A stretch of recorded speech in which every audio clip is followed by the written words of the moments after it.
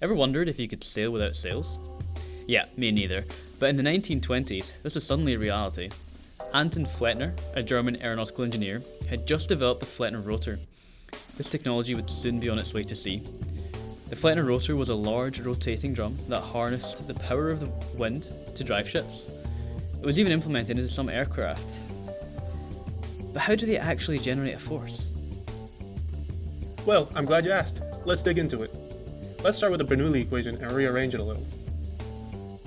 Now, put this to the side and focus on the flow around the drum.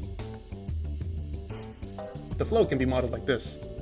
Here, we can derive the velocity field in polar coordinates. Let's put that to the side also. Solve r equals 0, which gives us this radius. Plug that into our u theta equation. Simplifying, we get this. Let's put that to the side again. We can plug u theta into the Bernoulli equation from earlier, expand the square, and we get this. Plug that into the lift formula and evaluate the integral. Let n and dA be substituted like so. Cancel out the integrals that evaluate to 0, and finally, evaluate the integral to get the driving force.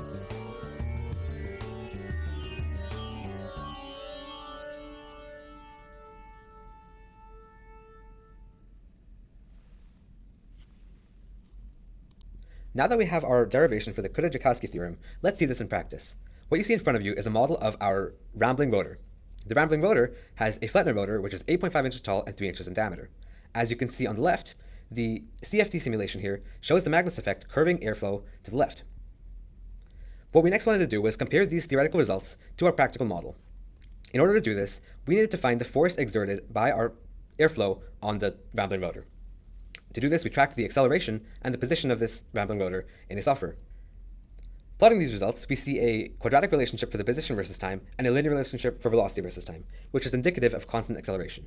By integrating to find this acceleration, we were able to find our experimental value for the force of 0.02 newtons. Comparing this to our theoretical value from the formula we derived earlier, we get a value of 0.0762 newtons, about 3 times our experimental value. This shows the difference between the theoretical value and the experimental value, which is impacted by friction and other forces. Finally, what we've all been waiting for. Let's see this thing race.